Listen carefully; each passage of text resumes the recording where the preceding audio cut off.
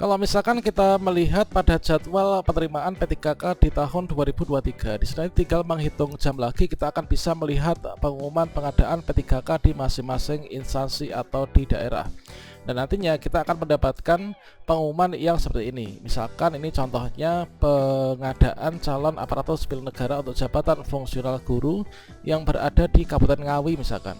Nah, di sini nanti kita akan segera bisa melihat untuk lowongannya itu di mana saja. Pada video ini kita akan berbagi update informasi terbaru, yaitu bagaimanakah caranya untuk kita mengetahui pengumuman pendaftaran P3K Guru 2023 yang nantinya secara resmi akan diumumkan juga dari panitia instansi ya.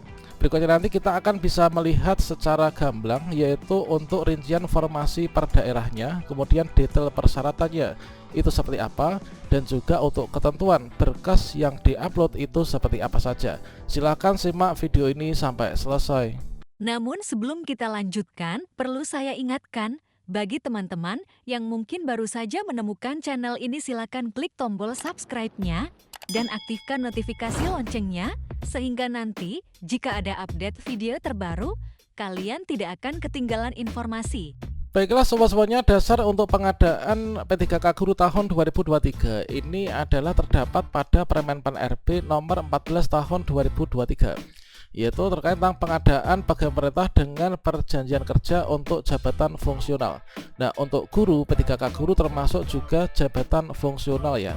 Dan selanjutnya di sini yang menerangkan bahwa untuk Permen-Pan RB yang nomor 14 tahun 2023 ini sebagai dasar pengadaan P3K Guru tahun 2023, di sini kita bisa melihat pada peraturan tambahan, yang mana di sini disampaikan bahwasanya untuk setelah terbitnya Permen-Pan RB ini, maka di sini untuk Permen-Pan RB yang sebelumnya yang digunakan untuk pengadaan P3K Guru, yaitu nomor 20 tahun 2022 tentang pengadaan P3K Guru di instansi daerah, ini dinyatakan dicabut dan juga sudah tidak berlaku, teman-teman.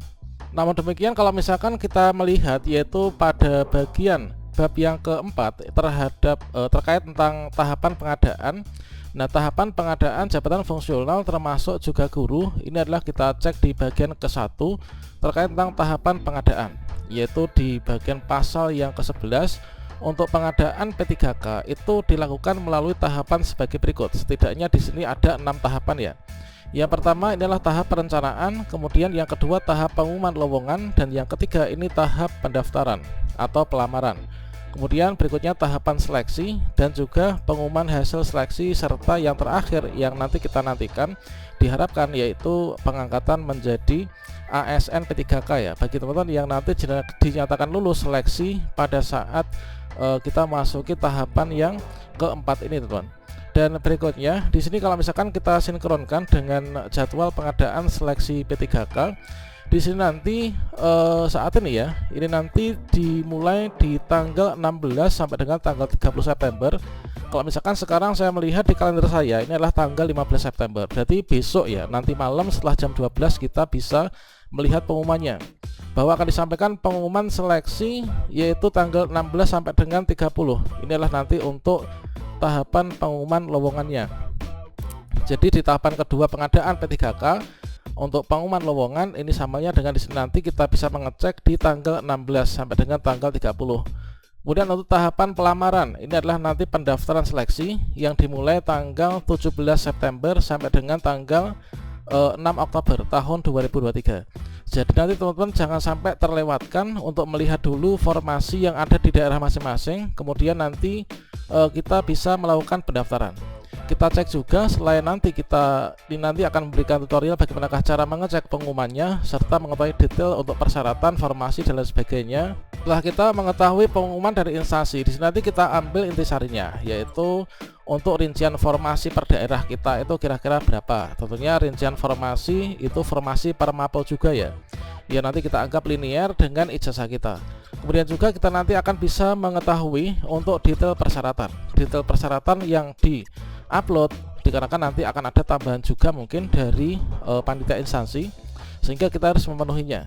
Nah, berikutnya nanti kita akan bisa melihat untuk ketentuan berkas yang di-upload itu seperti apa. Nah, di sini nanti kita akan bisa mengecek semua itu. Nah, kemudian untuk cara mengeceknya pengumuman yang memuat dari semua ini kira-kira bagaimana? Nah, di sini kita bisa mengecek dengan cara seperti ini. Di sini sebenarnya kita bisa mengecek yaitu di portal SSCASN ya.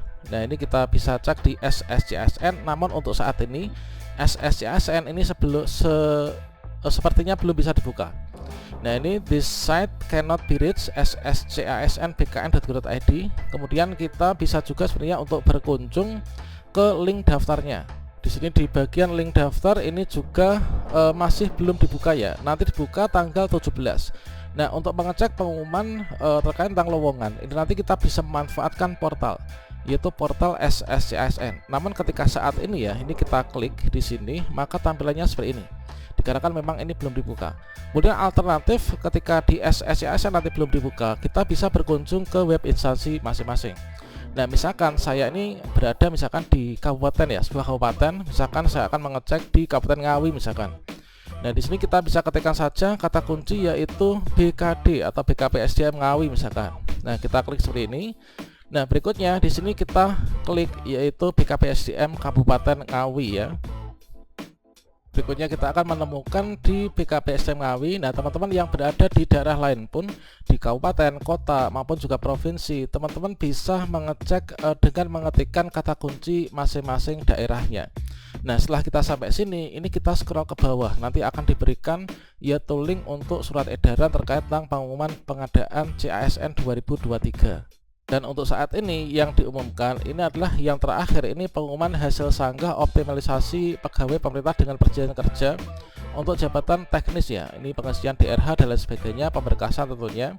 Dan nanti akan muncul pada halaman pertama teman-teman ketika sudah diumumkan ya. Nanti mulai tanggal 16 September 2023. Dan sebagai contohnya ini adalah yang seperti ini. Nah, ini dulu diumumkan pada tanggal ini, yaitu terkait tentang pengumuman pendaftaran seleksi P3K formasi jabatan fungsional guru tahun anggaran 2023. Ini dicontoh di tahun 2022 ya. Nanti tahun 2023 pun juga akan seperti ini tampilannya. Namun untuk surat edarannya tentunya akan berbeda, disesuaikan dengan mekanisme seleksi P3K guru tahun 2023 ini. Nah, kemudian setelah kita menemukan link artikelnya, maka kita untuk mengunduh surat edarannya ini adalah kita bisa klik di sini ya, yaitu di read more.